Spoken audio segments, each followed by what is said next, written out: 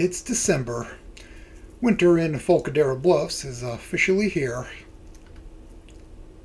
And as if to celebrate the occasion, tonight is St. Hammond's winter formal. Oh, fuck. Time is running out, sadly. We still had class today, after all. Forget it. I have another shirt that works without the tie and still looks good. Dumping the fashionable noose in my hamper and swapping outfits, my thoughts travel freely. Everyone in the school was excited for the formal. Though Olivia, she looked excited too, but there was something just beneath the surface. Anxiety, probably, for Mr. Atkins's vigil. Only Olivia, Ben, and I seemed to remember that, the rest of the school having moved on by now. Ben had kept pestering Olivia about her speech, insisting to know what she'd say. The only thing that kept me from pushing the Stuco away was the fact that Mia would still give me the evil eye from the distance. No, no, no. No, no, no.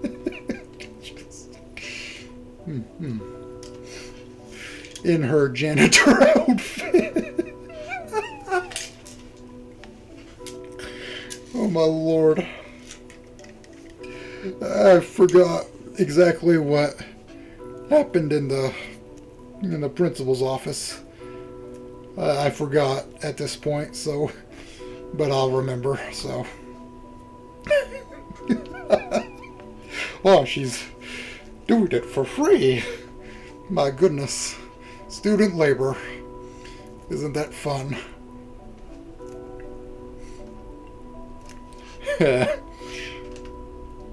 She deserves worse, but at least she's out of our hair. The chick of the time says I don't have any time to try again. You guys better not be like this all night. Where's Vinny when I need him? You're the one that kind of started it. Vinny's with his karate team. They're having a big sleepover. So now he's actually there. Now it's new. Not risking our little rascal messing up everyone's outfits before their big night. Oh Lord, yeah. The idea of acid on my evening gown. I'd just die. Damien sniffles dramatically. Asshole. Oh, stop it. So, don't worry, Olivia's just getting ready. She's worked on her dress the whole week for it to look perfect. Worked on it? You mean she made it herself? More like she helped me in making it for her.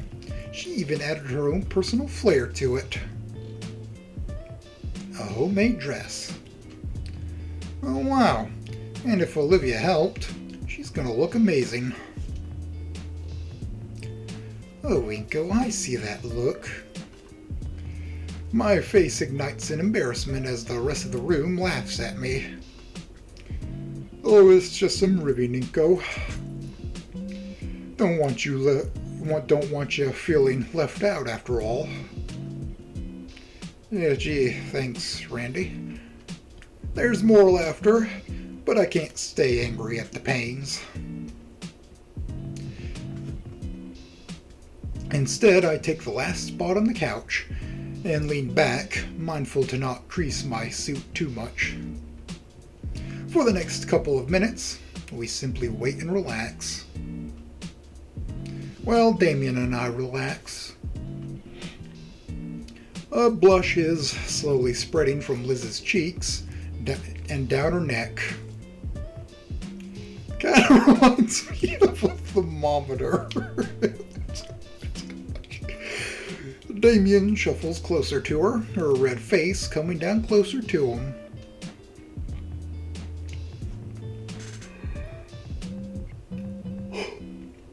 He whispers something into her ear.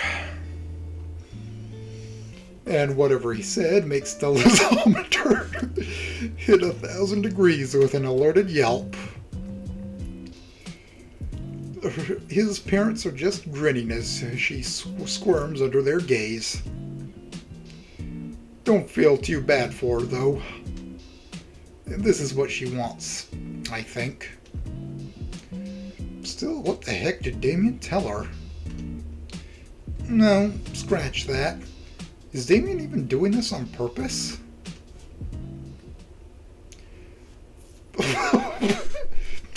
Why are we all staring at the red garden hose? I turned to Olivia's voice and... Oh. Wow.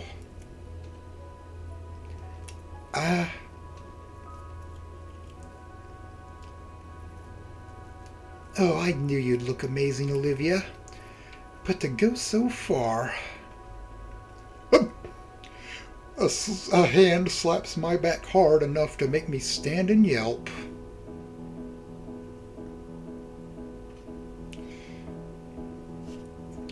Randy grins unapologetically and then motions me towards Olivia. Olivia, you look... So many words fill my mind to describe her. I can feel my mouth flapping uselessly as I try to pick one. I am on ending 2, right?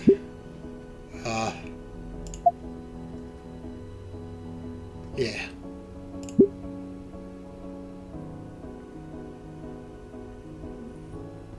Edge scrolling.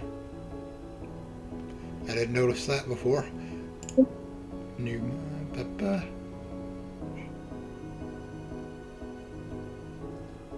Anyways, gulping in a breath of air, I finally pick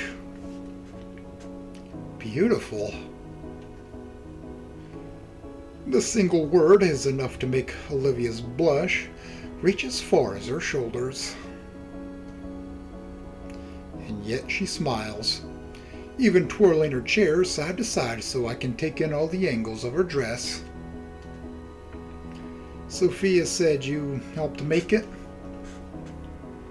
More like she helped me. It is quite vibrant in color, something that I've come to realize when it comes to any work Olivia does. So, what are we waiting for? Traffic's gonna suck like hell. Shouldn't we be getting into Liz's car now? About that. Boop, boop. What the? Boop. That'll be our cue. Thank you again for having me, Sophia, Randy. If my hands weren't preoccupied with rolling my confused date to the door, I would have waved back to Damien's parents. Damien holds the door open, so Olivia is able to clearly see our ride for the night. Whoa, awesome!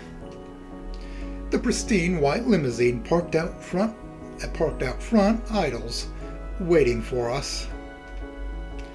Our chauffeur exits his seat and rounds the car to hold the door open for us. Mindful of him, I wheel Olivia as close to the entryway. The driver moves to assist Olivia, but I hold my hand out to stop him. I'll help her. Could you handle her chair? Of course, sir. He holds the chair in place. If I may. Yeah, I get it. With all the care necessary, one arm snakes behind Olivia's knees and the other around her back. I lift Olivia from her chair in a princess carry, feeling my legs shaking as I take the final 2 steps. Oh, a little bit heavy. Oh. Olivia tucks her head against my neck, her hot breath making my skin tingle pleasantly. Finally, I set her down onto the soft leather seat within, right next to the tiny fridge and bar. Looking through the back window, the driver has finished securing her wheelchair in the trunk.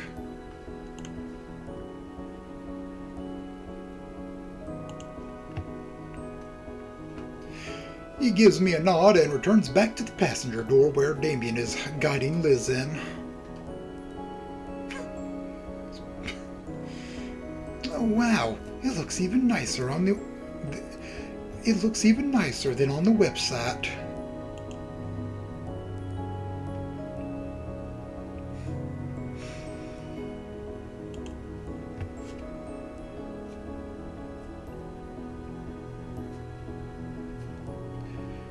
Inky, the bar's free game, right?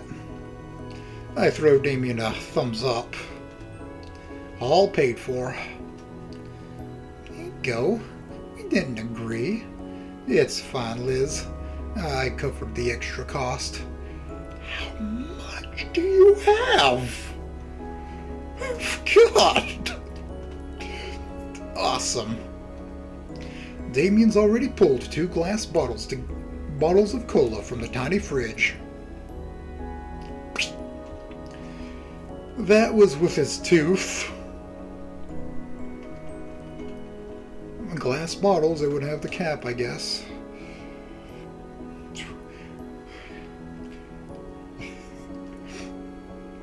He cracks open a second one with as minimal effort. For you. He waves his bottle over to me in offering. I decline.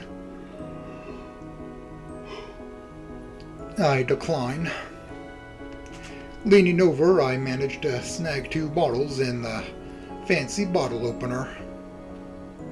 All the bottles open, I hold up mine for all to see. A toast before we get there. To what, though? Crap, I didn't think ahead for this. To a good night. And to Idaken's memory. Yeah. Our bottles clink loudly against each other, and we proceed to drink our frothy, caffeinated beverages. By the time we reach the convention center, the fridge has been thoroughly emptied of its contents. God, that's a lot. I'm honestly impressed that Damien could drink so much. You bastard.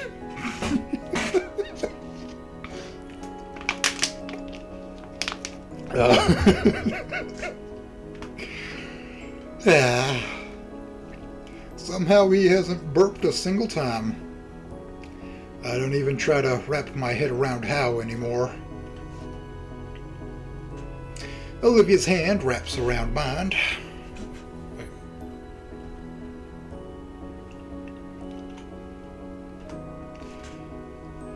While we wait for the limousine to come to a stop.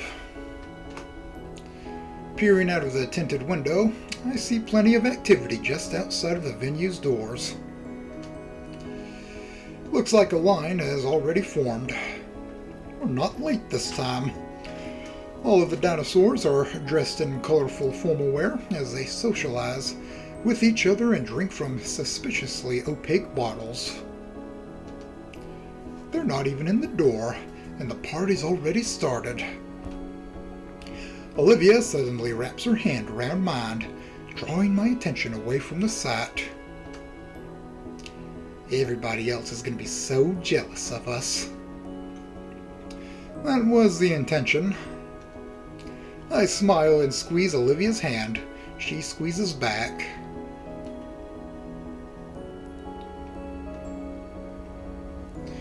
The shining movement finally comes as comes as our limousine pulls into the open carport in front of the venue, quieting the crowd and just down to just murmurs.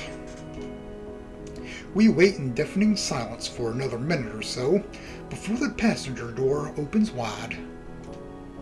Taking initiative, I step out into the open as the driver sets up the wheelchair with a flourish. Our ride makes a great set piece and naturally draws the attention of everyone nearby as I ease Olivia into her chair gently.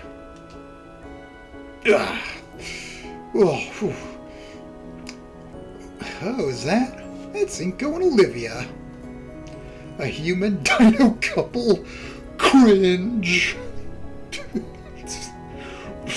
Race mixer. I'm sorry. Oh God.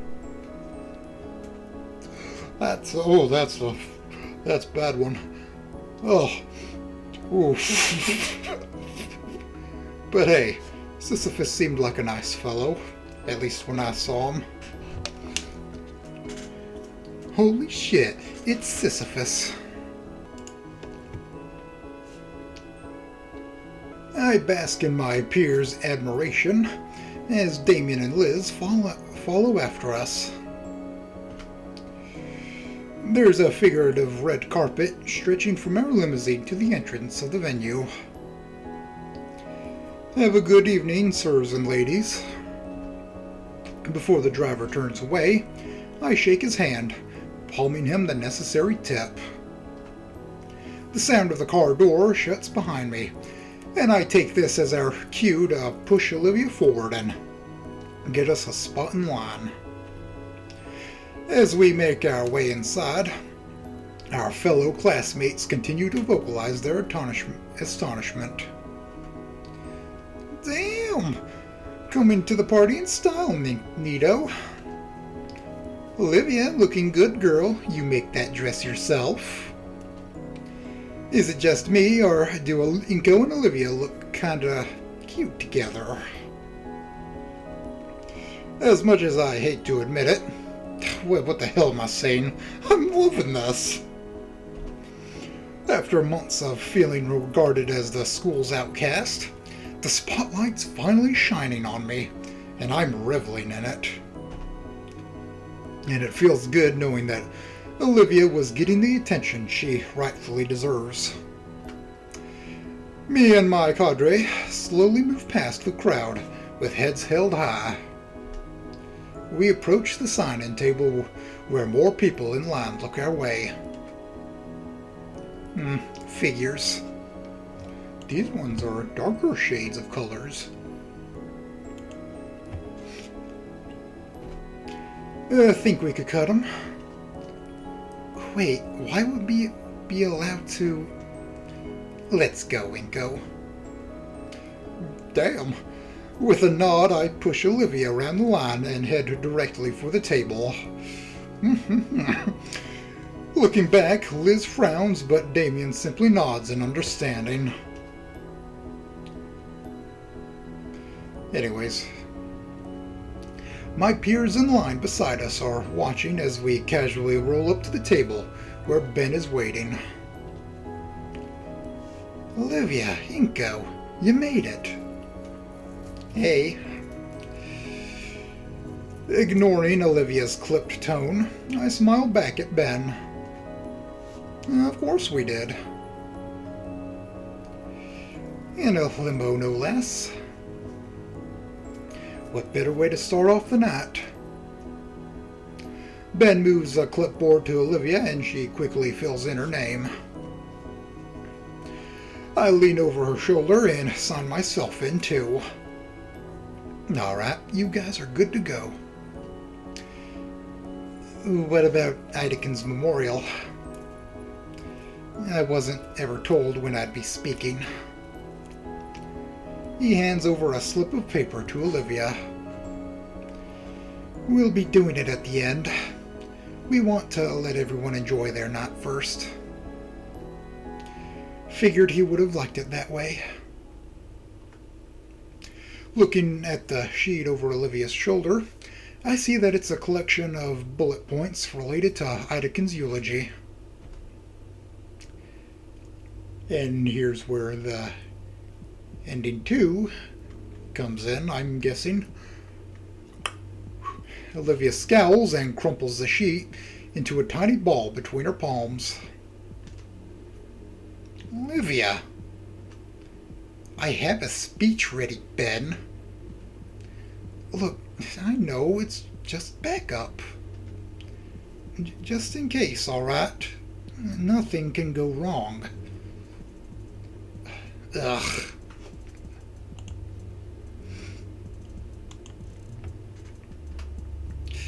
She tosses the balled up paper into her wheelchair compartment.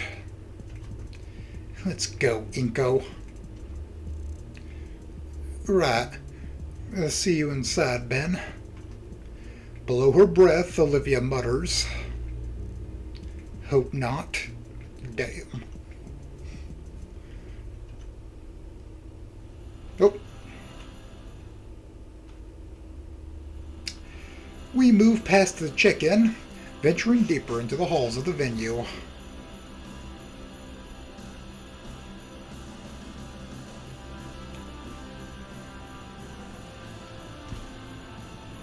Ahead of us, an open set of double doors leads into the main hall. Near the side, we enter several rows of neat round tables. The other half is reserved for the dance floor. And on the far side, a large stage for live performances. Nobody seems particularly interested in the Christmas music that echoes from wall-mounted speakers. Now that we're here, I didn't think they'd take the winter part so literally. Drapes of white and light blue hang along the walls. All of the table centerpieces look like crystalline statues, shaped into snowflakes. Even the large chandelier hanging above the crowd seems to have drooping icicles dangling from it. Above us is a giant glass ceiling that opens into the night sky. There's too much light pollution to make out any constellations, but the moon is real pretty. An image comes to mind immediately. Lights dimming, music slows to something soft. The only real source of light is the moon hanging overhead. A true moonlit dance. I wonder if I can make that happen. It would be nice. This isn't the only room, of course. Off to the sides in several directions are doors that lead to other halls and rooms. Olivia's looking around at the other exits, too. Well, we made it. What do you want to do? I gesture towards the dance floor. Don't do that. Please, stop. Feel like you're getting jiggy with it. I'm feel like getting jiggly. I mean jiggy with it. I'm sorry. I apologize for my behavior. Olivia gives a wincing smile. I thought you were supposed to be cool. But dancing... I don't want a lot for Christmas. Is that all I want for Christmas is you? That's what it sounds like, I think.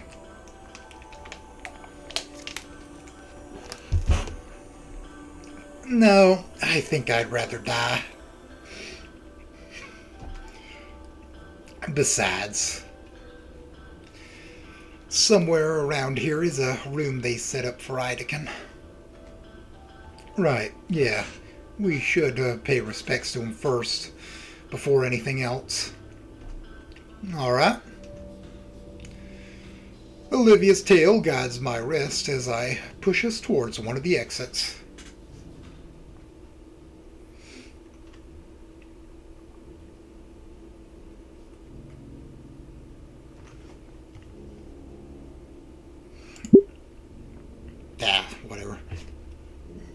just do it in post. The memorial room isn't hard to find. It's a smaller room, well lit and with little furniture. On the far end, a framed picture of Ideken and some of his old pictures from his classroom. Some from him, some from his students. There's a few other students here paying their respects. Olivia taps my wrist with her tail, and I let go. I walk alongside her as we approach the portrait. I wonder when this was taken. It can't have been that long ago. He looks just like he did earlier this year.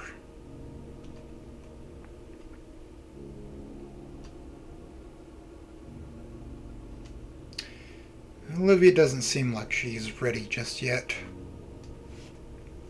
I'll give her a bit of privacy.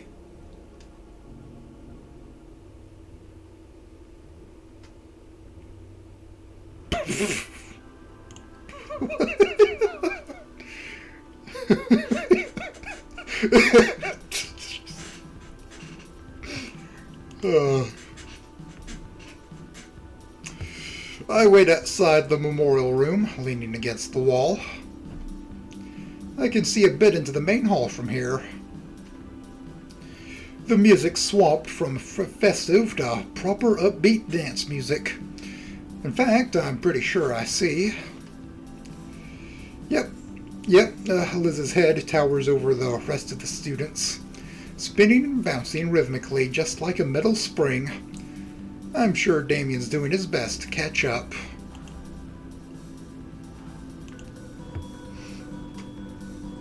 They must be having a blast. I'm glad. Man, it's still so surreal to even be here. I never thought I would have ended up on a date with someone at an event like this. I've seen all sorts of stuff like in the movies, but to actually experience it gives me the jitters. One big night to make the sparks fly. Olivia touches my hand, using the other to wipe out her eyes. Hey, are you ready to go? She nods. Yeah, thanks for waiting. The music's changed in the ballroom. Olivia looks over and smiles. Tempting, very tempting, but I didn't actually eat lunch today. That's turning into a bad habit. I know, I spent all day writing, reading, rewriting, rereading, on and on. I getcha. Come on, I think I saw where they were serving food. Passing through the main hall once more, Olivia's hunched over something. Her phone. I crane my neck around her shoulder to get a better look. She's carefully studying pictures she's taking of her written speech. Seeing the room must have renewed her drive. You'll do great, Olivia. I don't think we've been in this room before. I don't remember it. I hope so. I have to get this right. If you want, we can find a table first. Then I can get us dinner and give you an extra bit of time if you want. Would you? Yeah, no problem. Thanks. Olivia points me to the table in the corner, furthest away from the commotion. Just like our spot in the lunchroom at school. How about that? You want meat, right? You know it. Wait a minute.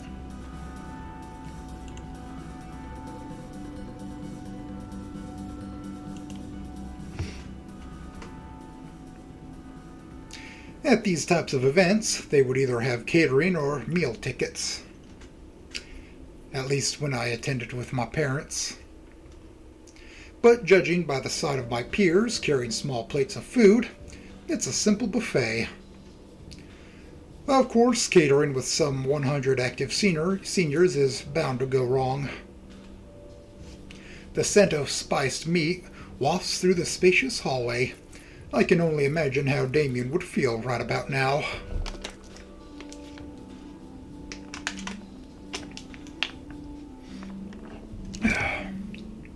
I follow the movement of the crowd, letting the finer-nosed dinosaurs pinpoint the location of the buffet for me.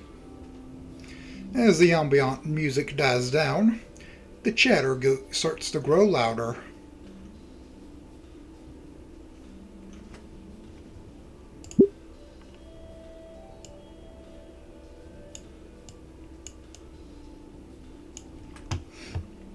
I turn the corner of a hallway and find myself exactly where I want to be.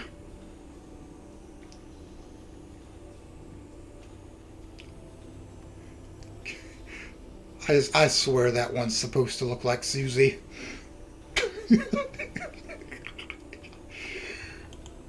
Well, actually no, the tail's too long. Never mind. I turn the corner of a hallway and find myself exactly where I want to be. Buffet stations run parallel along each wall in this cafeteria-esque room. There's even a chef and grill in the corner, prepping seasonal selected cuts of meat to specification. Most of the dinosaurs struggle to remain civilized in the presence of this kind of food. Having skipped a meal, I don't know if Olivia would fare much better. Nearly every station is swarmed with high school seniors. I walk over to one of the few tables in the room that's still open. Salad bar. I'm getting some pretty good ideas. I'll impress Olivia with the nicest darn looking meal she's ever seen. That'd be great for soothing her anxious nerves and setting a romantic tone. Taking and balancing a tray on one arm, I consider how best to arrange a full dinner properly. Wait. A video I had recently watched starts replaying in my head. Remember, the most important part of a high-quality meal is the garnishing. Okay, I'll start here and get some veggies around the edges of the plate.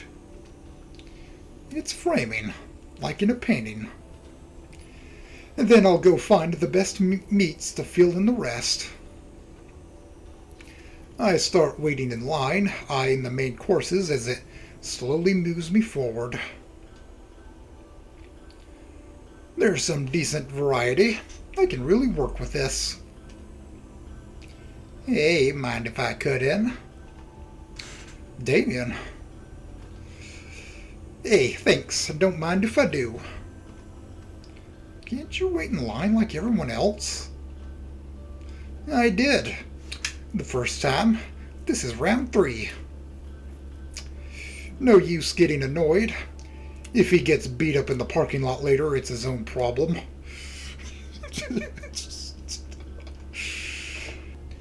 So, how's your night going? It's going well. Olivia and I are having a great time so far. Hey, that's great. Liz and I have been dancing like crazy.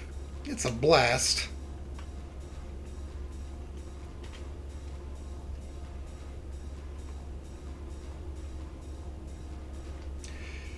Gotta say, I'm happy for you. Sorry for being unsure earlier when you two first became an item. Looks like I was completely off the mark. And don't sweat it, man. Yeah. Got 2 plates for yourself, I see. Smart. I should have done that. No, one's for Olivia. He cocks an eyebrow. You sure? Yeah, I'm gonna put everything into prettying it up. That's herbivore food, son. It is now. I know what I'm doing. We're finally at the front of the line. I start carefully picking out the best cuts and strips of the various meats on display. I saw a guide on this once. It'll end up crazy romantic. Romantic, huh? She likes turkey more than duck. I drop the roasted mallard with the tongs and grab the preferred bird. You'll see, it'll be great. If you say so. I'm sure it'll be fine then. Damien just loads his plate up with stacks upon stacks of brisket and fillets, nearly forgetting to use the tongs at all. Once he has his plate stacked high, he gives a salute and slinks back out of the room. I, however, still have a mission to do. There's a few more lines for things like side dishes. This is gonna be perfect.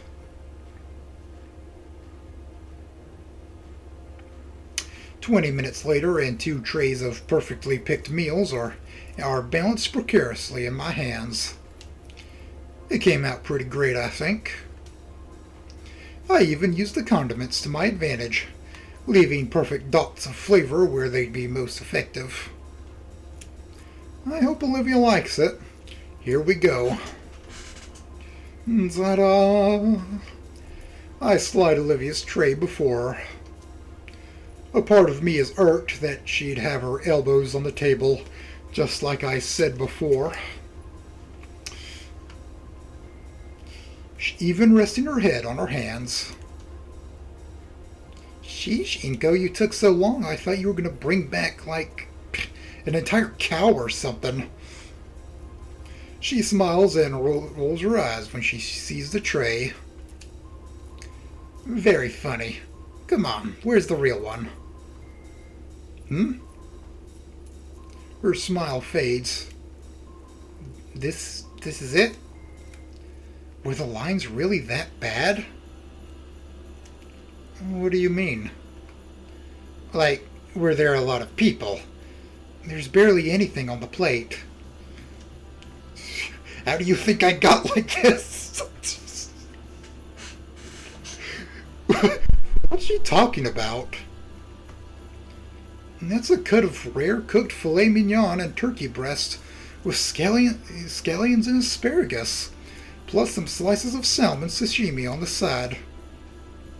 All properly garnished, of course. My plate is exactly the same. And while it looks and smells delicious, did I mess up? Yeah, line's at the door. I'll run back for seconds. Hopefully it'll clear up when we finish this. I'm sorry, I tried to arrange it nice, like we were at a fancy restaurant. She nods and stabs a fork through this piece of salmon. Well, I appreciate the thought.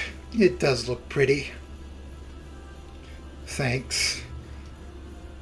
Once more, recalling proper etiquette, I slice my own steak into tiny morsels, savoring each small bite of succulent meat. A succulent meal. Olivia doesn't look as enthusiastic about the meal as I do. Just cuts out. I always... Okay.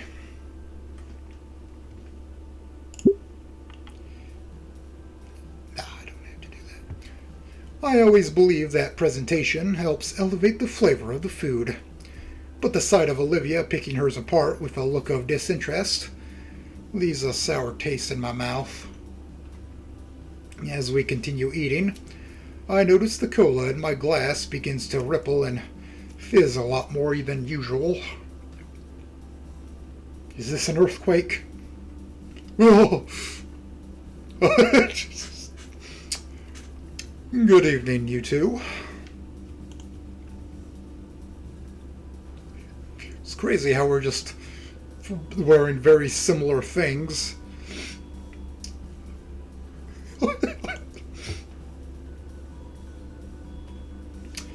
It's Mr. Ferris. Wow, I haven't seen him since he gave the bad news. That is true. He glances over at Olivia. That's right, he had to tell her too. So he's probably here to check up on us. He's seated down with a heaping plate of dinner. Olivia looks up from her plate longingly at it. Oh, hey, Mr. Ferris. Dang, nice outfit. Thank you. I actually picked it out myself. Wow, you're getting some fine taste. That means a lot. Thank you. Are you chaperoning? I am. Although it would be more accurate to say ATF. No, NARC, maybe. Turns out when you organize an event with 100 teenagers, some of them decide it's not enough and try to bring their own fun. I've lost count of how many brand new flasks I've confiscated. Between you and I, the other staff plan on making sure it doesn't all go to waste after the party's over. Oh, brother. Taking a short break from my own meal, and I saw you two hidden away here in the corner. So, how goes it? Is the night treating you well? Yeah, we're having fun. It's going good. I'm just trying to memorize my memorial speech for later. Of course, I should have guessed.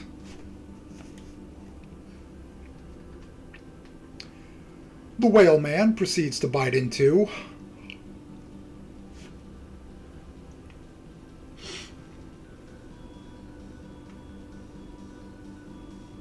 The whale man proceeds to bite into.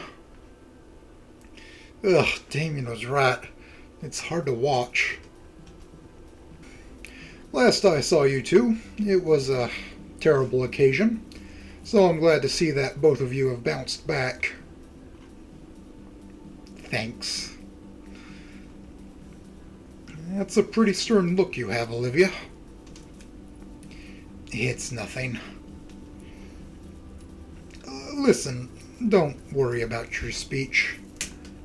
I'm sure it'll be great. No need to overwork yourself. Relax a little. It should be a fun night, not a stressful one. You're right. Yeah, Olivia, don't worry too much about memorizing a script. You should speak from the heart. If anyone knows how to pay respects to Ideken, it's you. Yeah, that's kind of the problem. Nobody else here would understand most of what I had to say, wanted to say. They don't know Ideken like I did. How am I supposed to summarize everything he meant to me in 5 minutes? Have some faith, Olivia. People will understand when you speak from the heart. Yeah, sure. It goes right, Olivia. People are genuinely empathetic after all. Huh? I follow the source of the voice, spotting Ben as he approaches the table with a wide smile.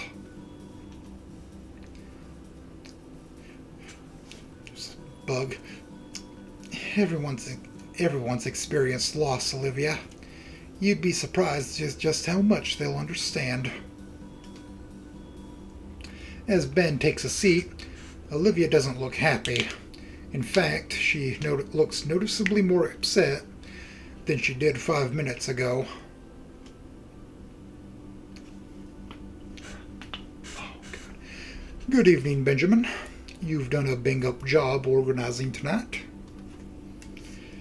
The design of it wasn't all me. The student council all worked together. Of course, a lot of the decorations are just reused from year to year as well. Ben skillfully forks together several vegetables together into one bite. He seems content that Olivia's actually tolerating his presence. If I may be a bit open here, I want to thank you guys for being here. I'm so relieved that this is all going off without a hitch. I've been crazy nervous myself that things wouldn't go well. Like, if I mess up, I may as well spit on his grave too. Those kind of thoughts plagued me this entire time as I worked on this. Why is that? Because Mr. Atkin was the best teacher. The table is shaking under my wrist.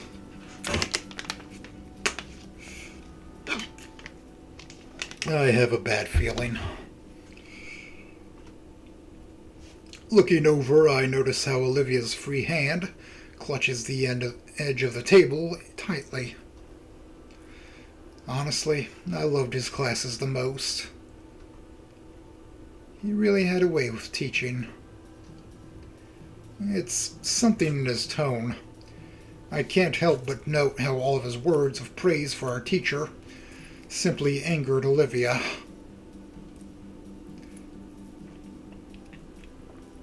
It looks like she's looking slightly more down than straight ahead, you know what I mean?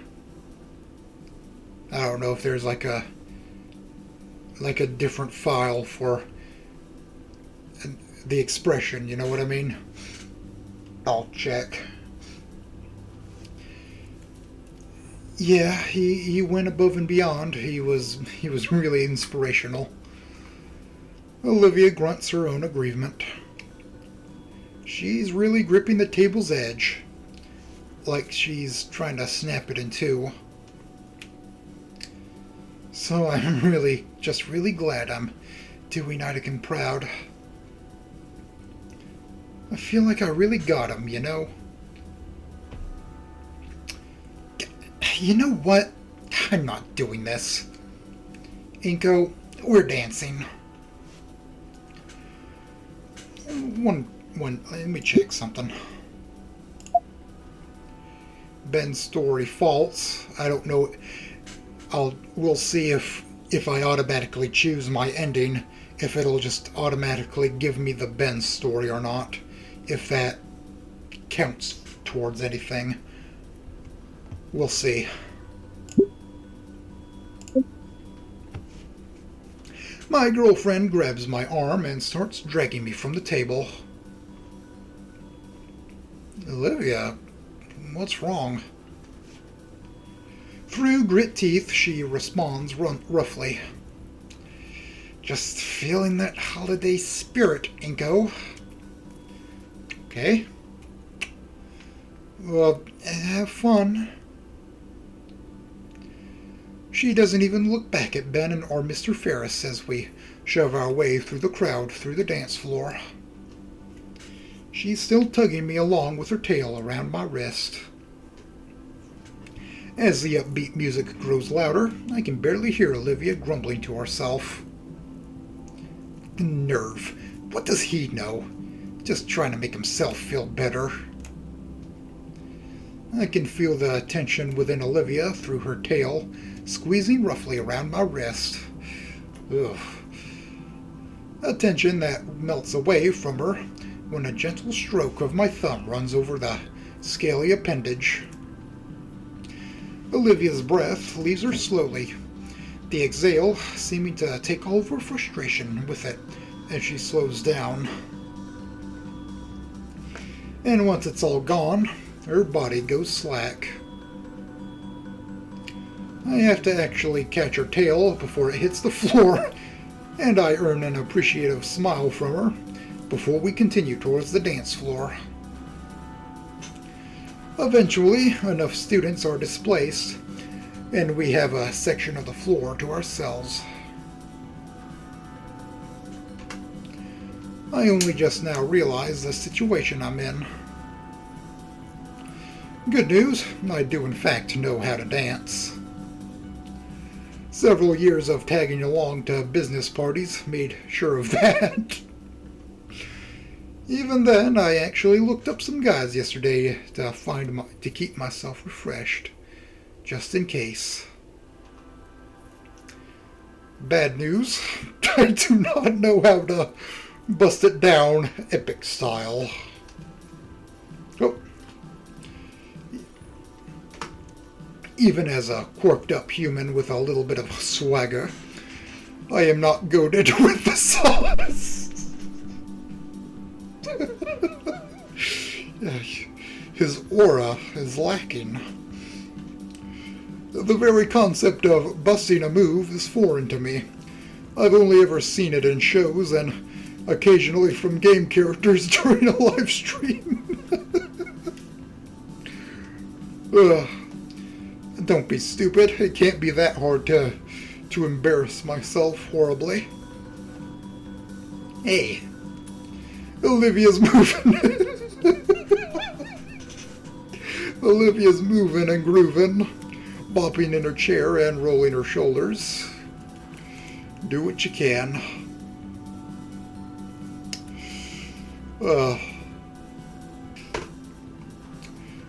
Wow, I'm an idiot. This is just how anyone dances when they're jamming in a car. She pauses a second when she notices me staring. Come on, what are you waiting for? Don't tell me you're too refined to do even this, rich boy. Wow. I'm messing with you. I know you're not. You're just a dork. It doesn't take long to match her rhythm.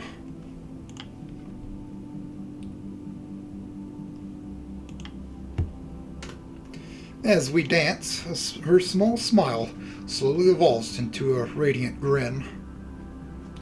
Her annoyance after that dinner is completely gone, a thing of the past. Even when the song ends and a new one starts, we seamlessly bridge into the new rhythm. Everything else fades away until it's simply us, lost to time and the world, and caught up in the music now. Eventually, the tracks swap over to a slower tempo. Olivia takes the cue to check the time on her phone. Oh man, it's about time. She shows me 9:20. We still have time. Olivia shakes her head. Not much. I need to prepare. Aw, but the music just got good. I was wanting to show. Sorry, I can't, Tinko. I really need to make sure it all goes well. Be here for me, please. Okay. I understand. Thank you. Olivia takes both my hands in hers, weaving her fingers together tightly. I can feel her pulse beat through our linked hands, and she must be feeling mine too. Her eyes close slowly, and I can feel her heartbeat slowly fall in line with mine. Finally, she gently lets go. She turns her wheelchair and starts off in another direction, not breaking eye contact until she's nearly lost in the crowd. Well, that was it. That was amazing. It's a shame we couldn't get a proper slow dance though. Yeah, A shame. A few people glance my way. Get stood up. Oh crap, I'm just standing here on the dance floor like a chump. I cut through the crowd to reach the sidelines. There's chairs set up along some of the walls to rest in. Am I just being selfish? We danced for what, an hour?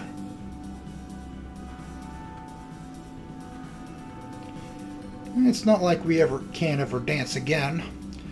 Olivia has responsibilities. And she takes them seriously.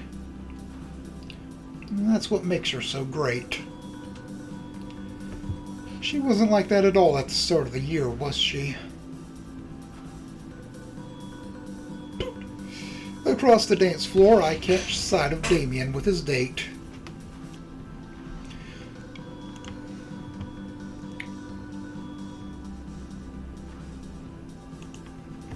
Across the dance floor, I catch sight of Damien with his date. The two sway along, carefully stepping around each other. Damien's actually struggling, but Liz holds him tight, taking him through the motions. While the song goes on, he gets more confident in his strides. More impressive is how he seems to handle her neck, which makes the girl's head swoon and melt in his embrace. By the end of it, it almost looks like he was the one teaching her.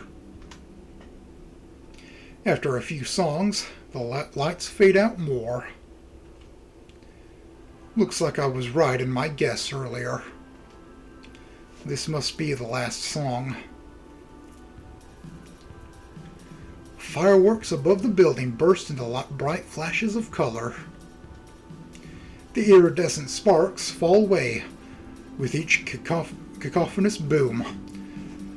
Some into colored shapes, but most just a kaleidoscope of fading embers.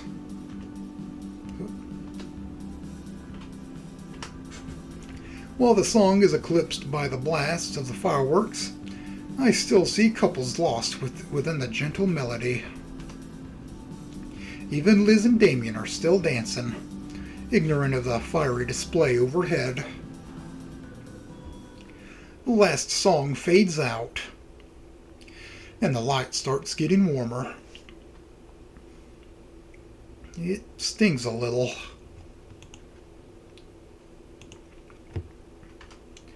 On stage, Principal Scalar steps up to the lone microphone and gives a thumbs up to have it turned on. Damn. Good evening, everyone. The bad bitch. God damn it. Just... oof. I hope you've all had a wonderful night. The remaining chatter gets quieter. Thank you all for coming to tonight's event. I'm happy to see so many participate in one of St. Hammon's oldest traditions. Although this year we have cut it just a bit short for a special occasion. As you all know, earlier this year we lost one of our most beloved teachers at St. Hammond. Idekin taught for many years and gave his all to helping his students learn. So we have a few words of service we've prepared to send the night off. First, we'll be hearing from our Student Council President, Benjamin McNatt. Ben approaches from off stage, graciously taking Scalar's position in front of the microphone.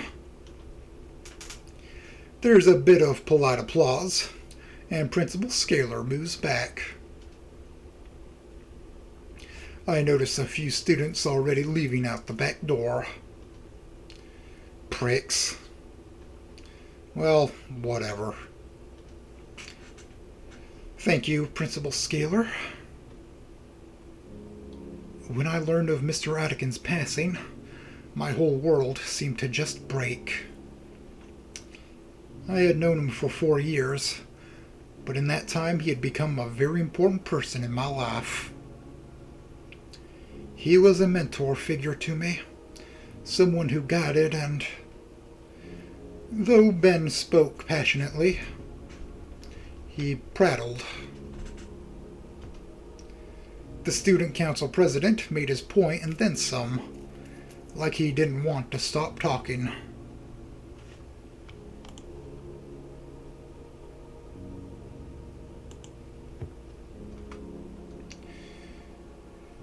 Enough so that the next speaker, not Olivia, but a familiar white and black raptor girl, only had a few minutes for her own words. She was much more succinct, giving a traditional prayer in his name. Wait a minute. I don't know if that's I think that's a different outfit.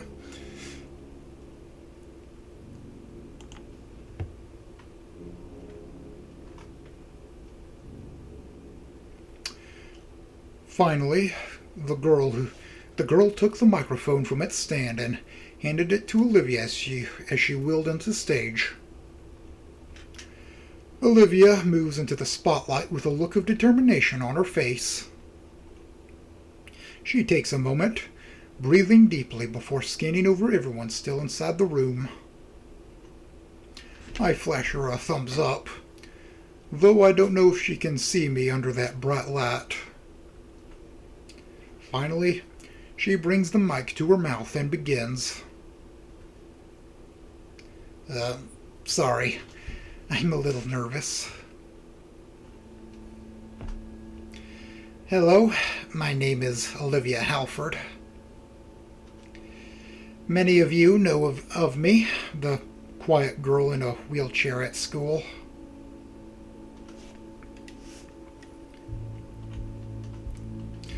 But for the longest time, Heidekin was the only person to actually show he cared. The only teacher to truly teach me. The only one to really reach out. In a dark, lonely world, where I thought I was all alone, he was there for me. I nod along as Olivia talks, absorbing her genuine words.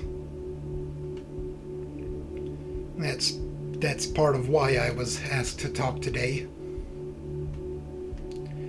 I can't hope to say I was his favorite student, but he was definitely my favorite teacher. From a child, I always had a passion for art. And I've had many teachers through the years learning. After so long, I just had the impression none of them actually liked art. Rather, to them, it's just another subject to teach to equally disinterested students for throwaway grades. And I can say, none of them went above and beyond the way he did for his students. She takes a pause to catch her breath, and I notice her eyes still half-lidded as she peers left and right. That spotlight must be poorly angled. It looks to be aimed right at her eyes. Heidekin was one of the best, and he was taken from us too soon. But he does live on, through the students that he really did teach. That's how he taught, giving it his all, not getting discouraged by apathetic classes of ungrateful, unwilling students. If just one student was there to learn, he would teach them all he knew.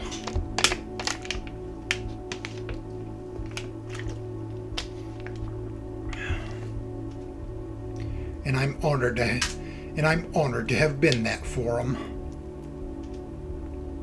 There's some whispers around me, and I notice more and more Some of our peers are quietly speaking during her speech. I wave my arms, silently pleading. She notices me. Sadly, because of that damned spotlight, Olivia cannot take my hint to reel her speech back on course. In his prime, he was known for his portrait work. Controversial as his efforts were, there was no denying his skill.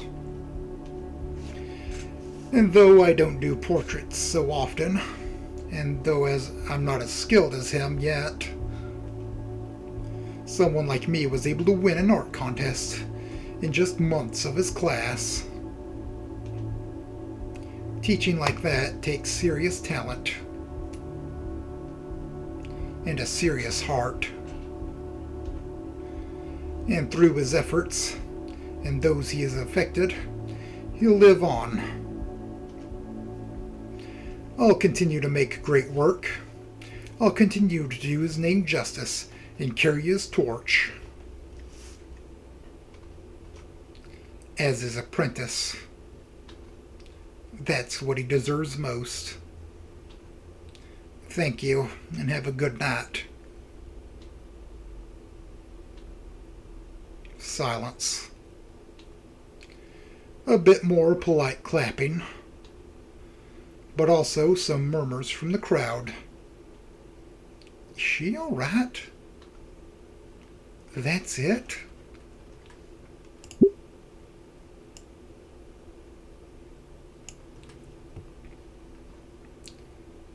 Did she just say we were ungrateful and unwilling? No, that's isn't what I meant. Murmurs grow into chatter. Olivia looks my way, confusion etched into her features. That's it. That's the whole speech. I don't know who said it, but it was said with an angry tone. That was just a cheap puff piece about yourself. That was hurtful. No, of course not. It just... Olivia's hands fumble for something. The chatter is growing louder as Olivia pulls a small white ball from her chair's storage compartment.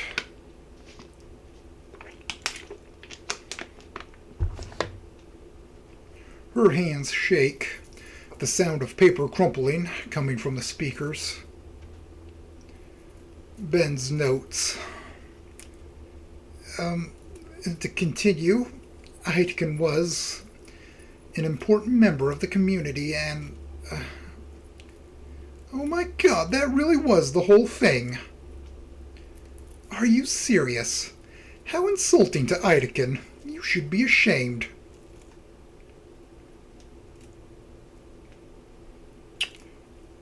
Woman moment. My mind is scrambling. What can I even do? The damage has been done. No, it's fine. So long as Olivia calms down, she can have a good comeback. I got to do something. You're doing great, Olivia. Keep it coming. She instantly rips the paper in two. Uh-oh. Who was that? Are you mocking me? Oh. What is wrong with all of you? Shit, that isn't what I meant. The principal rushes on stage. Olivia bats her arm away.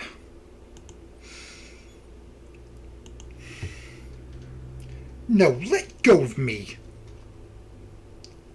A vicious growl permeates through her clenched teeth. Silver eyes glare daggers at every person still in the room, shouting back at her.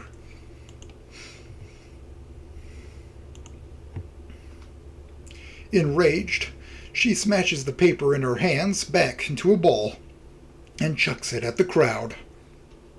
Fuck you all! None of you knew him like I did. Ideken meant more to me than anyone fucking else. Olivia, please. The speakers let out a terrifying noise as the microphone is tossed aside. Olivia turns away from the angry crowd, rolling herself off stage and towards a back exit. For a moment I can see Damien and Liz among the churning sea of bodies. They looked at me with utter confusion and shock. Coming back to my senses, I run out of the hall and chase after Olivia. Pushing the side exit open, the frigid breeze of outside air hits my face. Where'd she go? I catch a glimpse of her turning the corner of the building. Olivia, wait up. Olivia, wait, fucking hell, hold on. It takes me a moment to catch my breath. What the hell happened back there? We're by the carport. There's crowds of people exiting the building. Some are waiting by the curb, probably for the valet or some other transportation. Her eyes level on me. Eyes a mixture of anger and pain. Olivia? Olivia, you just blew up out of nowhere at everyone. What's wrong? Olivia's on the brink of tears, her enraged eyes welling up with tears. Why didn't they get it? What did I do wrong? My teeth rattle painfully as I close my mouth. I poured my heart and soul out to those assholes. And look what happened. Ugh. It was all for nothing. Those freaks. You get it, right, Inko? Yeah, I do. Now listen, it's not over. Of course it is. Ideken deserves better than this. What a disgrace. Look, there's a way to make it up. Olivia turns and sniffles a little bit. She's listening. Right now, things seem really down, I know. But the stage is probably still open. I'm sure if I just give the word to Ben or Scalar, they'll let you continue, and you can apologize. Oh my god, shut up! Ideken was wrong. All those assholes, even you, Inko. All they cared about was themselves. I mean, your speech... I took your advice, Inko. Hey, I said tell your story to them. I don't recall saying to make it all about yourself. So sorry on my part. Maybe you should go back and apologize too. Fuck them, why should I? Because it'll make you look bad if you don't. Like I give two shits about what they think of me. Well, I give two shits because it's going to make me look bad. Wait a minute. Let's check something. Oh no. I have no points. But she has the points. Goodness.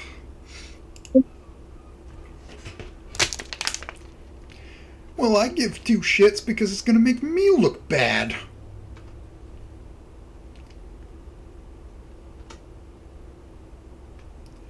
I really shouldn't have said that.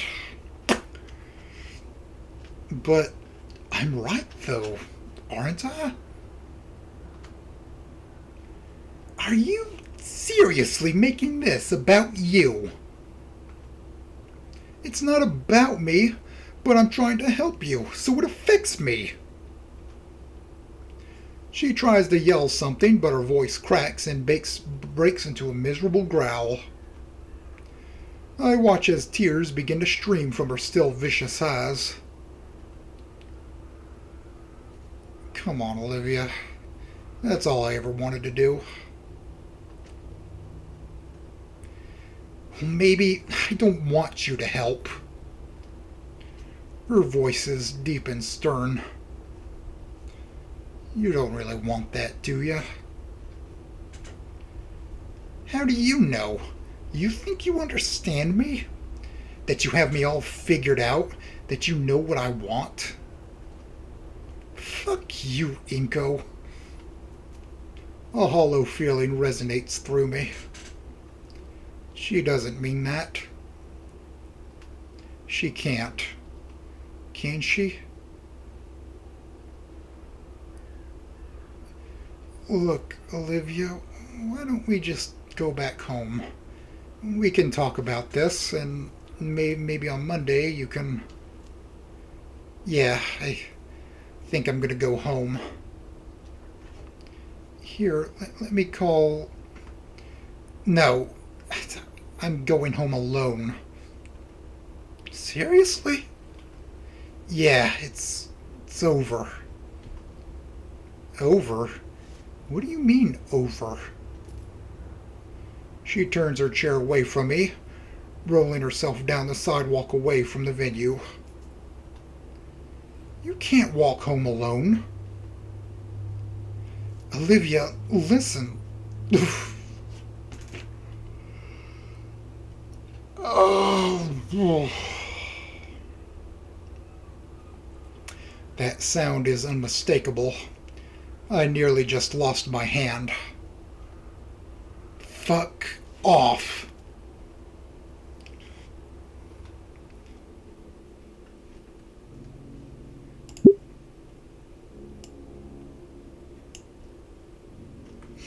I want to follow after. Desperately try to and reason with her. But my legs refuse to move. A part of me forces myself to watch Olivia as she slowly moves down the sidewalk. As other students pass her by and toss hateful words her way. As the world itself seems to throw all its vitriol on this wheelchair-bound girl, buffeting her with a blistering cold gust. As she waits at the metro station in view, I am incapable of looking away. It must be some punishment for what I had said, as I can see Olivia finally quake with tears at the station. Just as Olivia wails with agony, the train comes, hiding her from me. That wail was the last thing I heard from her that night, though at times her haunting cry resurfaces in my memories.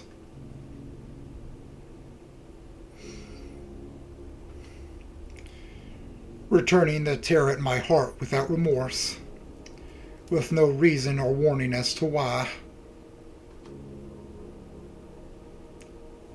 Alone. I'm afraid.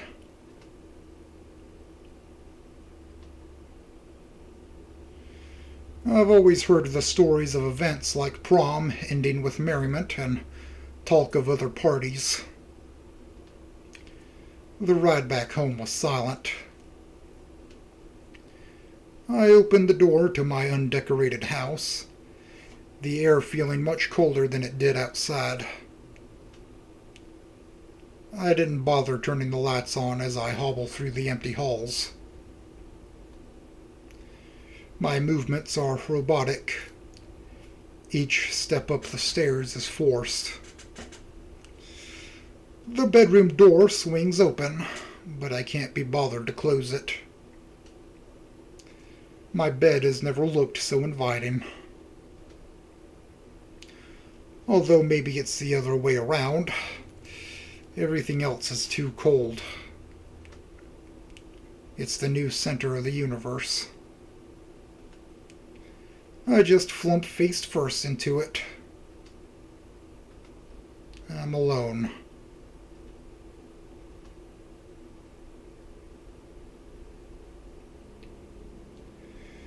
The winter days dragged on endlessly during the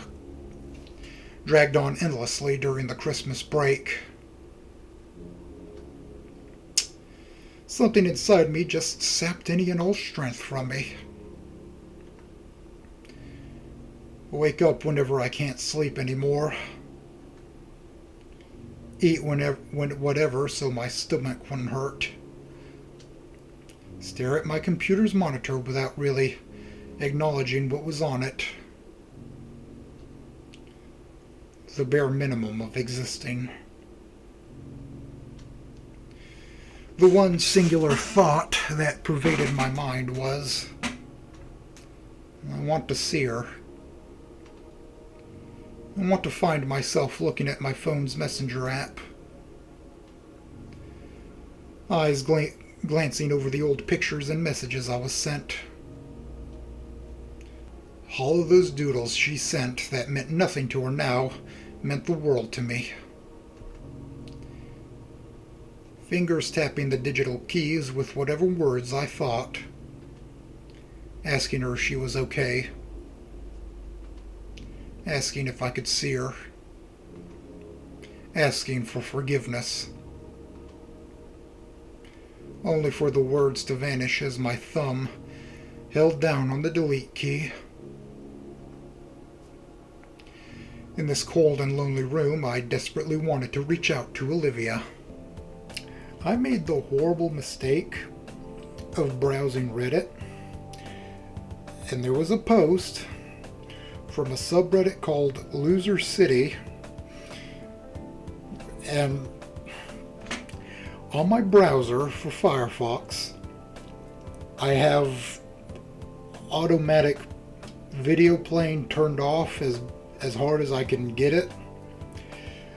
Reddit will not honor this half the time. And so the videos will just automatically play. And probably the most important animation in this whole game got spoiled for me. So enjoy that knowledge.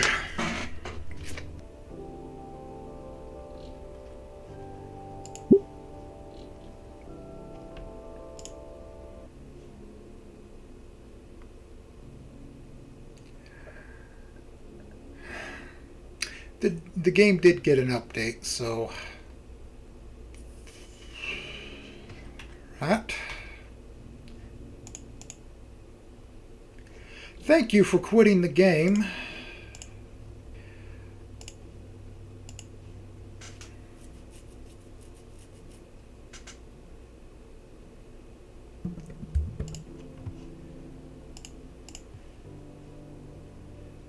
No.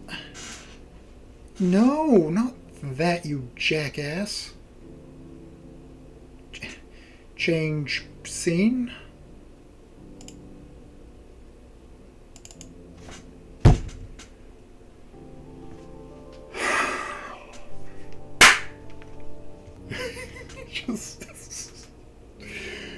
Oh, I've been having some trouble with these games, huh? In this cold and lonely room, I desperately wanted to reach out to Olivia. And each passing day, I would muster up just enough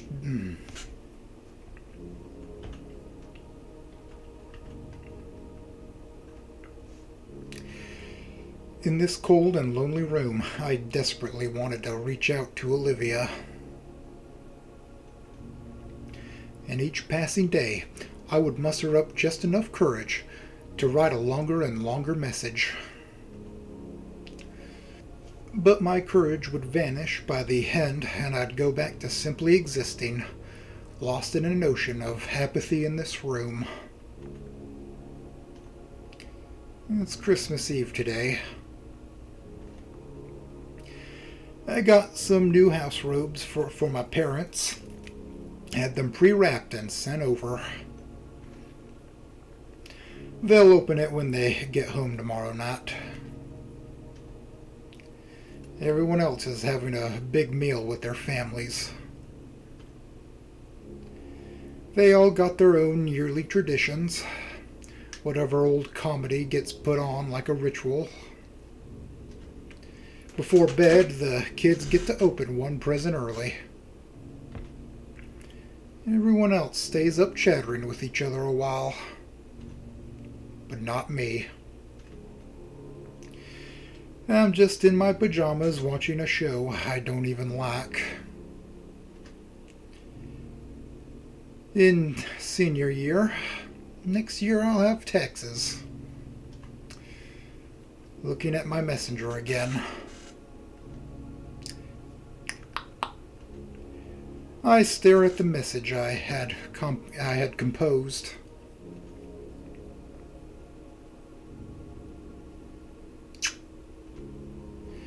My thumb hovers over the backspace key. Breathe in, breathe out. Hey, I did it at last. And my heart thumps roughly as immediately after I see the typing animation on my screen. Hey. My thumbs want to mash away wildly on the keys. Write out an infinite number of things that just fly to the forefront of my mind. But I hold off. And think. Until finally I decide. Merry Christmas. Merry Christmas Eve. Right, Eve. I lost track of time. Same. What have you been doing? In the most literal sense of the word, nothing. Nothing really. You? Oh, and I ordered another shirt. So, hopefully when I get to the other two, I'll be having that on. I'll be wearing that one. Dealing with Vinny. At least you didn't say anything rude to him this time. It's all good. For the most part, I hope. Yeah. Decorating for tomorrow. Sounds fun. Yeah, fun.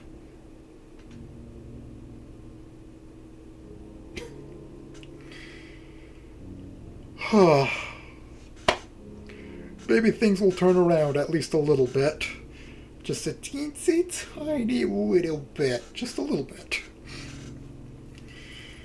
At least we're still talking.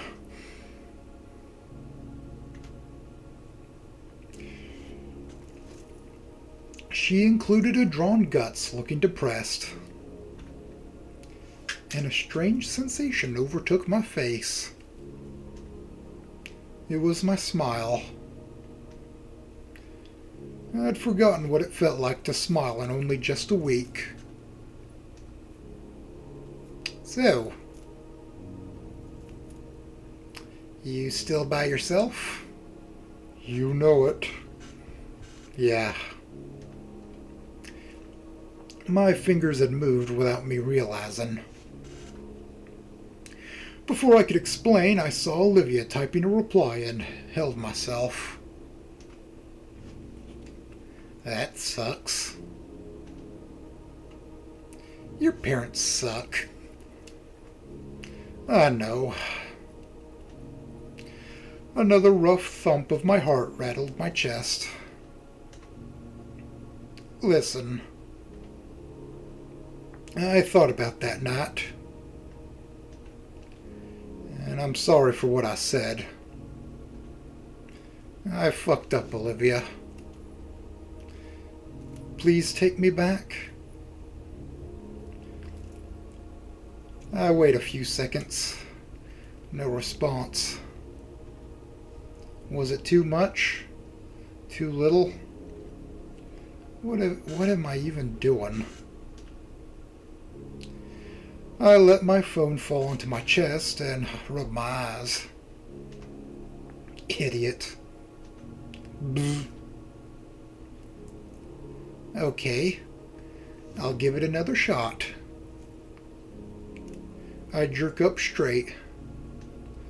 Oh, thank you, Raptor Jesus. I swear I'm going to church. I swear I'm going to church every Sunday from now on. Praise Raptor Jesus. Praise be. Thank you. Can I come over tomorrow? There's no one here. No. You probably shouldn't. There's a pause between her replies, a time during which I feel my breath leaving me and my heart slow in its beating. That came out bad. Look, I'm mostly over what happened between us. But it still hurt.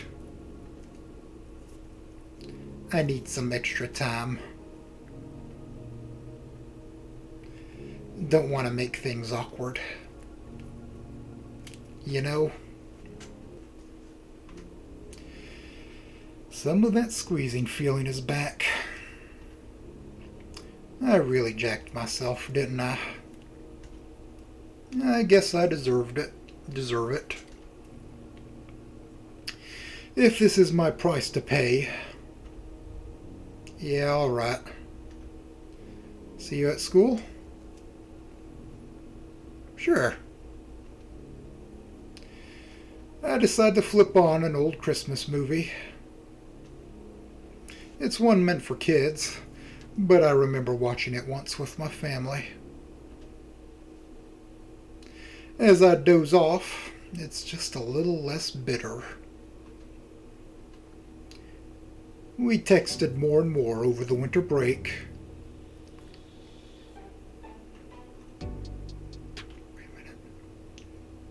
Wait a minute. By the time I saw Olivia again at school, it almost felt like how things used to be.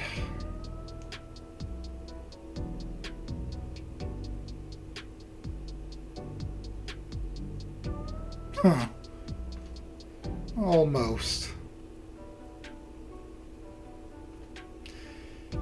I had a lot to make up for after all. But I was back in her good graces. It's more than I could have asked for, honestly. The rest of the school year seemed more like a formality, and instead I'd put my efforts on just being there for Olivia. After all, it was just us two versus the world once we graduated.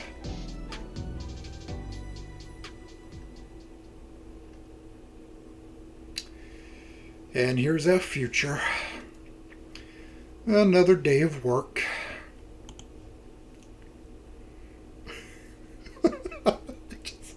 That's just every guy you see down the street, walking down the street.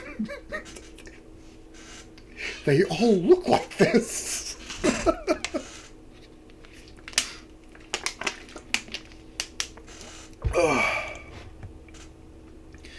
Another day of work, another dollar. Another walk home through the shit show that is urban rush hour. I sigh as several car horns continue to blare at each other with reckless abandon. At least it's Friday. The words linger in the air as a faint evening breeze washes over me. The experience has taught me that walking home from my office building is faster than trying to drive through this mess. I briefly stopped to observe the source of the massive buildup. They've been doing construction on this intersection for the last 3 months. Damn it, I'm off work early today. Something about corporate reorganization, though that's usually code for downsizing. At least I'll get to see Olivia at her prime.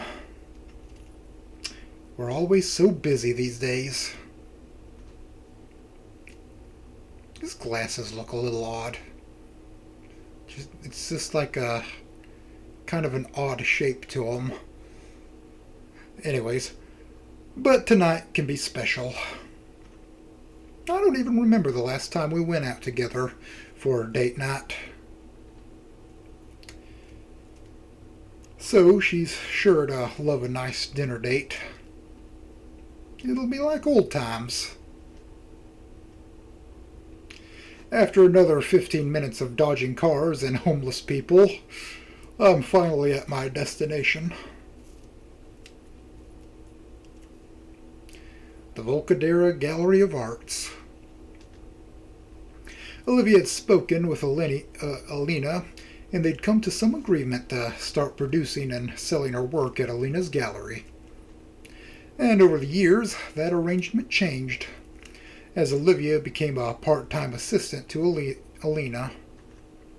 It's a nice gig, but it doesn't pay the most. Of course, it's just until her career really takes off. After that, it's beachfront life for both of us. If the schedule she gave me is right, Olivia should be showcasing her work right about now.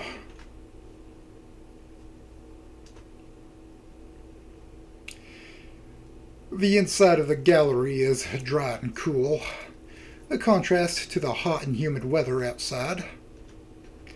Independent conversations echo throughout the room as I walk past the front desk. Nobody dares to question me. I think her showcase is in the right east wing, right next to Ideken's old section. As I follow my vague memories, I come to a wide-open section of the gallery. I spot Olivia not too far away. It looks like she's talking to someone. I approach her slowly to overhear the conversation, trying not to interrupt. You've made several comments earlier in this interview about your inspiration for your latest work. Do you want to elaborate on this? She's holding a tablet, tapping away as she speaks. A journalist, then. Okay, so I've of course seen this design and maybe one of the other future designs. Well, obviously I've seen it. I put a picture in one of the last videos. But, you know, whatever.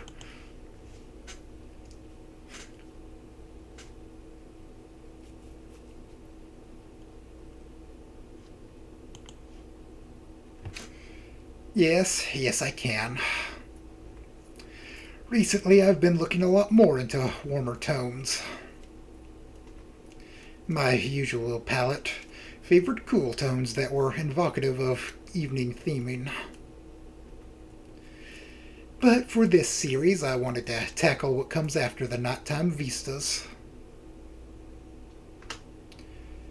At least from daybreak to noon.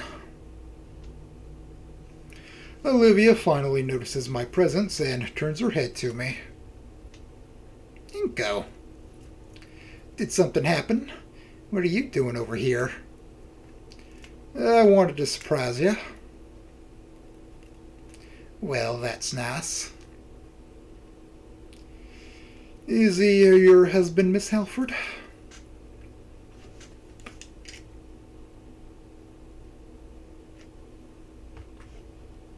Just checking.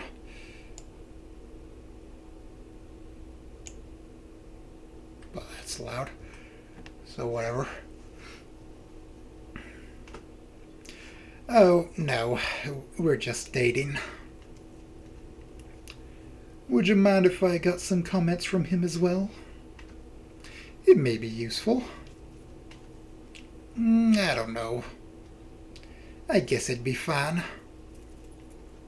Excellent. The woman turns to me, pushing her tablet well within my personal bubble. Miss Halford said you're Inko. Inko G. Nito. We've been an item for 3 years now. So why am I using my fingers to count 3 numbers?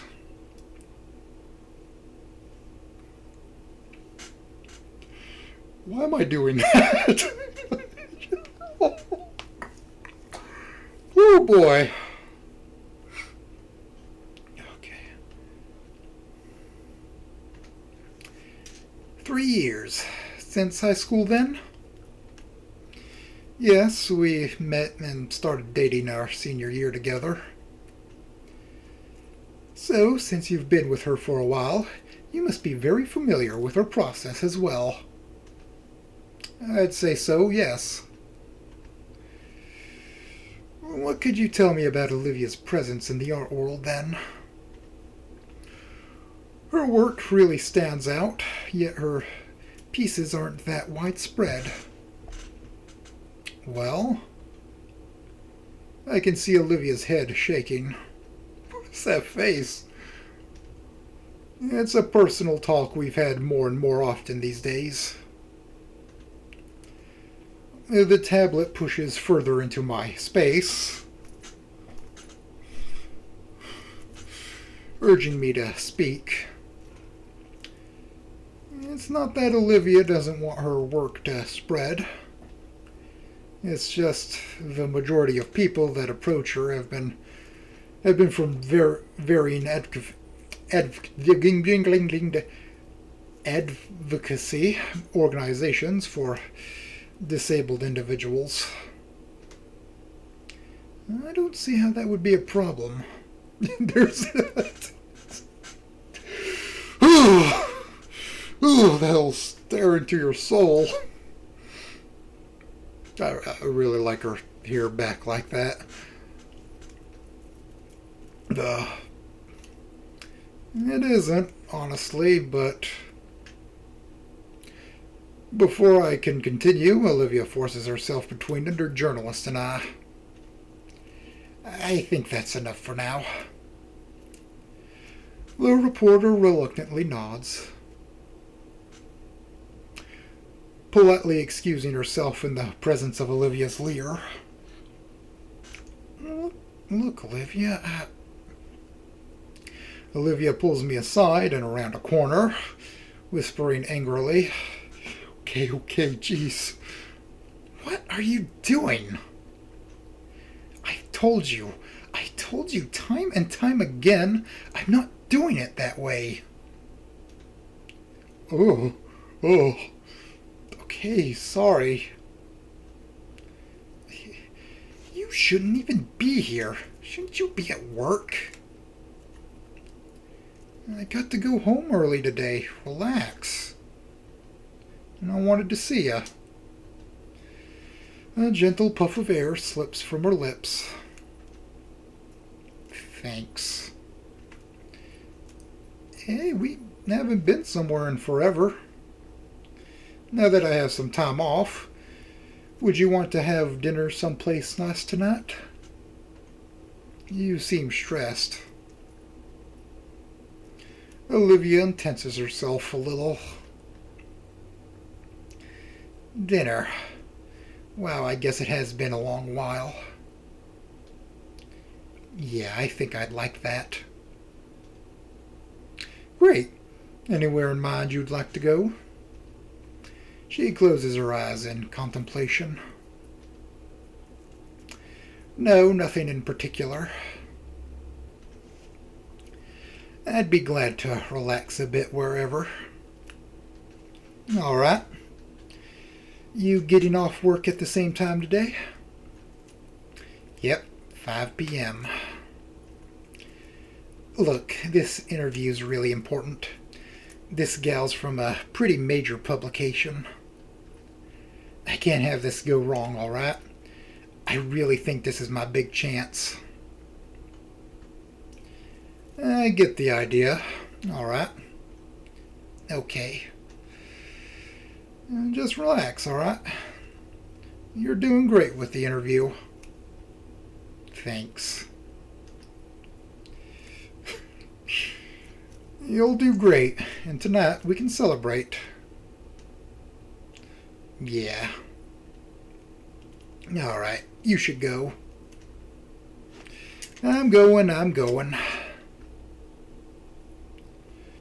On my way out, I wave back to the confused journalist while Olivia rolls back her direction to finish the interview. I walk home with a bit more pep in my step. Man, I really need this date too. I'm getting a few butterflies again.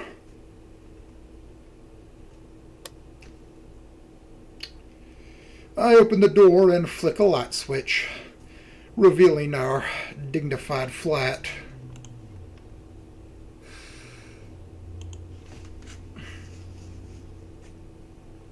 Put it kind of on the back of the ear so it'll stay. There's not much furniture, with most of the floor being reserved for Olivia's art supplies and space to maneuver her wheelchair. Honestly, it looks a bit like an extension of the gallery she works at. Some might call it messy, but I'd like to think of it as homely. On the way to our bedroom, I pass the kitchen and catch a glimpse of the sink. I still need to wash the dishes. I still need to wash the dishes. Just buy paper plates and throw them away, you lazy fuck. And sweep the floor. Never mind that now. There's something much more important. I make it to the master bedroom, opening up the expansive wardrobe that lies just inside. What to wear?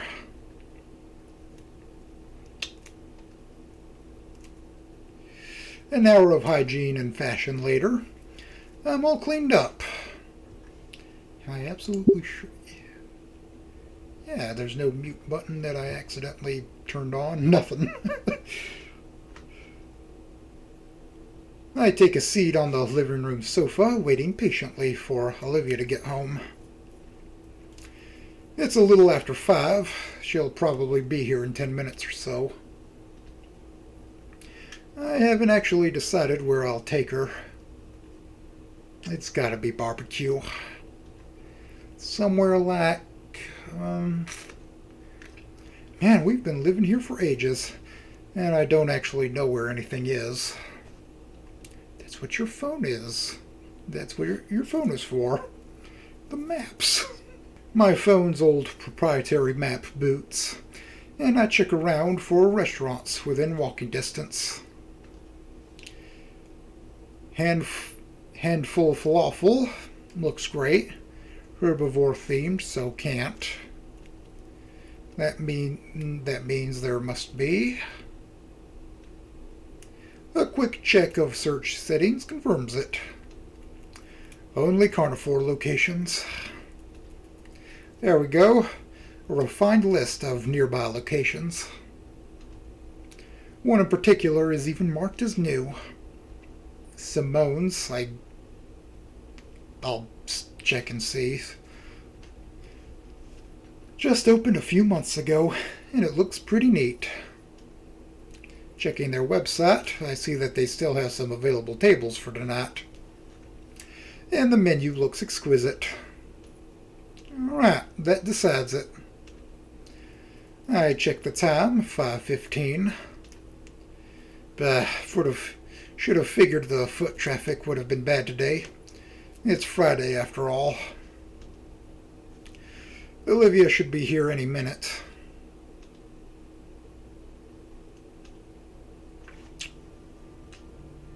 Man, is it that bad? I should check up on her. Interview over? No response. Is it still going on then? Jeez. I'm starting to get worried. A pit starts gathering in my gut. Or I'm just hungry. No, I'm not eating before a date. Come on, Olivia, get home already. That's it. Yeah, I'll just call her. If it interrupts the interview, it interrupts the interview. I find Olivia's contact and... Please leave a message for... Shit. Come on. Is her phone off?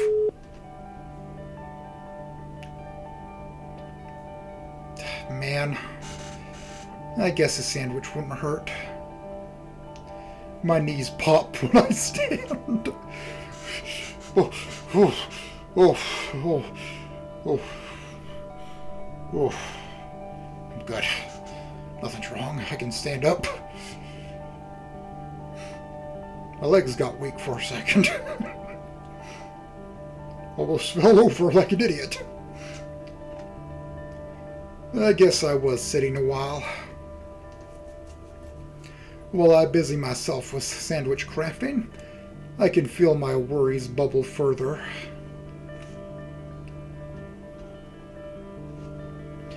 Maybe I should just go back to the gallery. No, if she left, it'd be way too easy for us to just pass each other. With nothing else to do, I flip on the TV. There's a new documentary series that'll fill out the noise nicely. I hardly pay attention to it, just getting bites into my little sandwich until it's all gone. Guilt pangs me, but what else was I supposed to do? I sigh and look out the window. Outside, the unmistakable wail of an ambulance. No, of course not. That'd be stupid. Quit worrying. You alright? Dang it, Olivia. Can't this have waited just one day? Ugh. What am I thinking? Knock that off, me. I just need to have some faith. I'm getting worked up for nothing, and we can laugh about it over dinner tonight. Yeah, I'm just worrying over nothing. I'll just sit back and relax until Olivia arrives.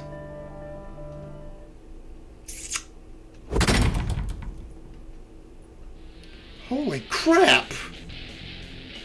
I flip around on the couch. Fuck! From the loud thumping, I can hardly already guess. She's mad as hell, boys. She's not happy.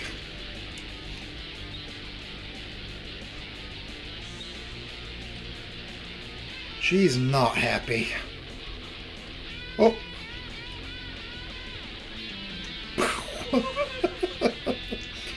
Olivia's tail slams loudly on the floor in frustration as she wheels herself into our living room. Olivia, what happened? I was getting worried.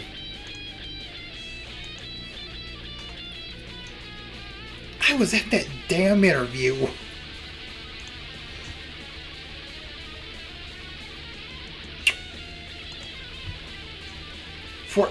hours. That fucking reporter, holy shit. I need to punch something. Your interview didn't go well? What do you think? Olivia stops herself and exhales deeply. Sorry. No, it didn't. She loved my work. We were right there, ready to make this happen. And then she shows me her notes. You know what they said? Differently abled, passionately enabled. I told her to drop the angle. Wait. Differently abled, passionately enabled. I told her to drop the angle, and she says she's not interested in the article otherwise. I guess she has a point. I guess she was right the whole time. She was just there to make her shitty little story about the disabled artist to ride my situation to stardom. She tries to say it's mutually beneficial. So for hours I'm trying to keep the conversation going, to show her my process. Anything just to get her to say yes. I was right there, Inko. Right there. All I needed to hear was a yes.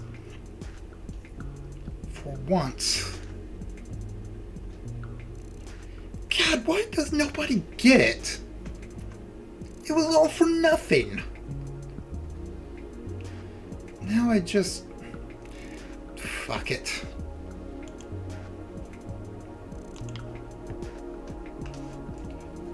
I'm sorry I'm late. We can go on the date thing now. I'm hungry. Everything's closed, Olivia. Fucking fantastic. None of this would have happened if she just done it. Now I look like a desperate idiot.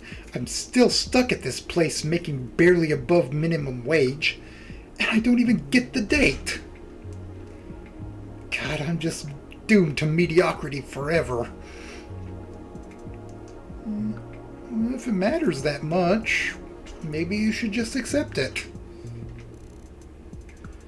I didn't mean to mumble that. I hope Olivia didn't notice. She noticed. What the fuck was that? She's giving me a chance to change what I said. I've gotten a few of those over the years, whenever I broke some unspoken rule of hers. And I'd always capitulate, because I figured that's what a good boyfriend would do. Except today.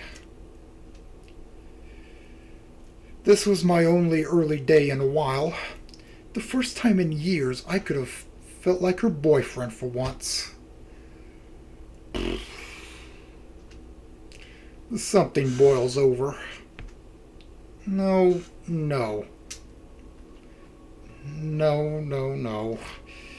It wasn't supposed to be like this. What do you mean by that? Yeah, I can hear it fine. I can't bring myself to say anything more. I just sit in silence while Olivia starts tensing up. And what does that mean? You're supposed to support me. We're there for each other. That's what all of this is for. I have been supporting you, Olivia. I love you. Then why? Her breathing is getting heavier. I see her claws poking out, pressing into her armrests. Those scared me once, She won't use them. Olivia, listen to me. This is the first time in years that I could have taken you out on a date. That we could have gone anywhere we wanted to. And we would have. We would have been back by now, having fun. And it was spent on even more of this stupid, stubborn nonsense. She sits aghast.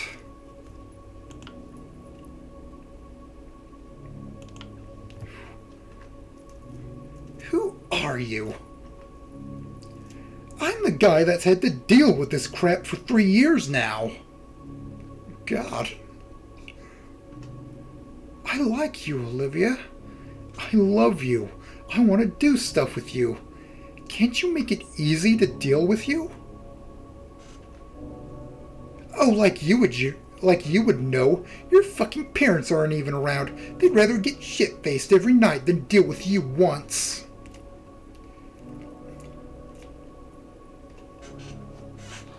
Oh Lord. Oh my God. We're in it deep now, boys. My parents didn't abandon me to some other poor family to raise instead. Her brow furrows and her eyes widen. Before I can bother feeling guilty about the statement, she roars. How could you? You know the situation I was in, you prick. And I'm just trying to make my shitty situation not shit. And it wouldn't be that way if you didn't demand everyone else play by your rules. You're no different than those so-called phonies that abuse their disability, except you're broke.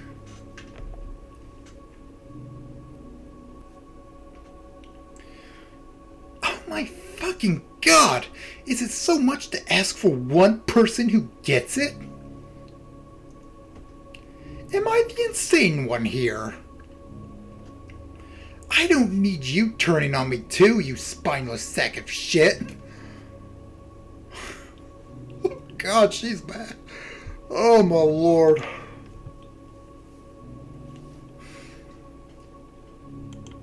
Oh. Is it really just the entire world conspiring against me to make sure I'm painting under a bridge with condiments and shit within the next few years? Is it too much to ask for one fucking person to not just use me to climb the social ladder? If you're so concerned about it, then let them.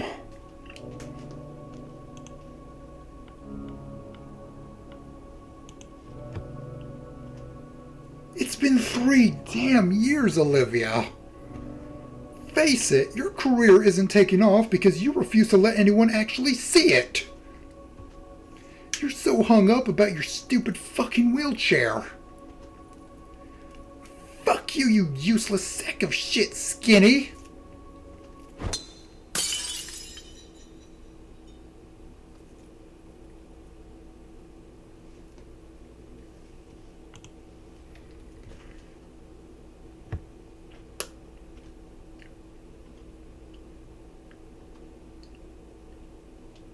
Shit. That was too far. What are we doing? What's happened to us? It wasn't supposed to be like this. We stand motionless, just staring at the carnage of the vase. The water leaks across the tile. The flowers, a birthday gift from me to her, lay withered on the floor in pieces. Olivia finally meets my eyes. Her expression is a horrid mix of shock and remorse. The fire has died. All heat is gone. In its place is simply two burnt out individuals and the reality that we'd ignored for so long. Her head falls, and she rolls away to the office room we'd turned into her studio. Its door creaks slowly before shutting softly.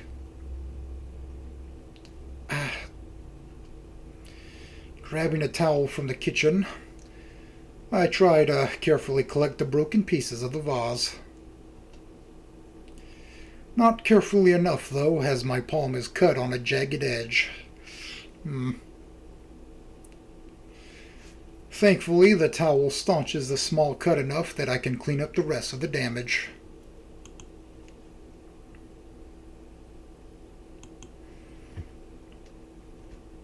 I set the damaged flowers in the sink, since there's a chance some of them can be saved.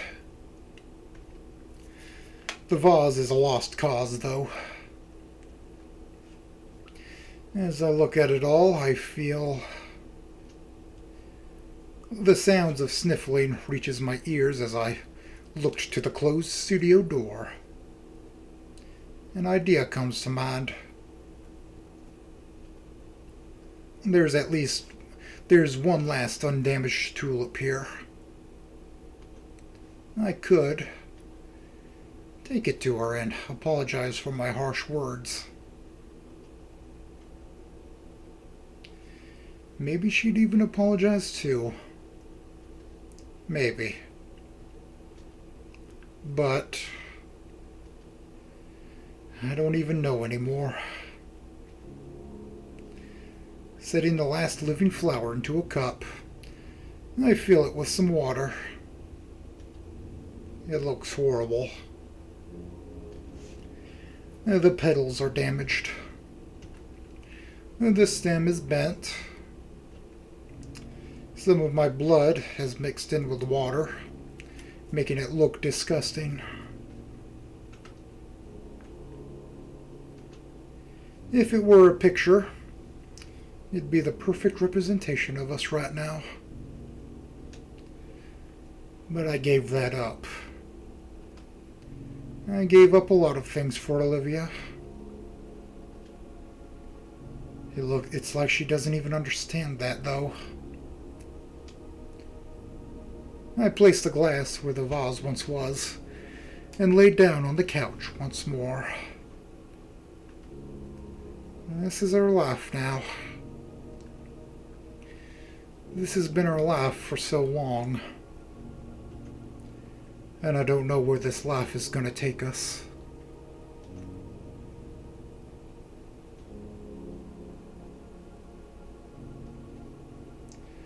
And it's with that final horrifying thought that I drift into a dreamless sleep.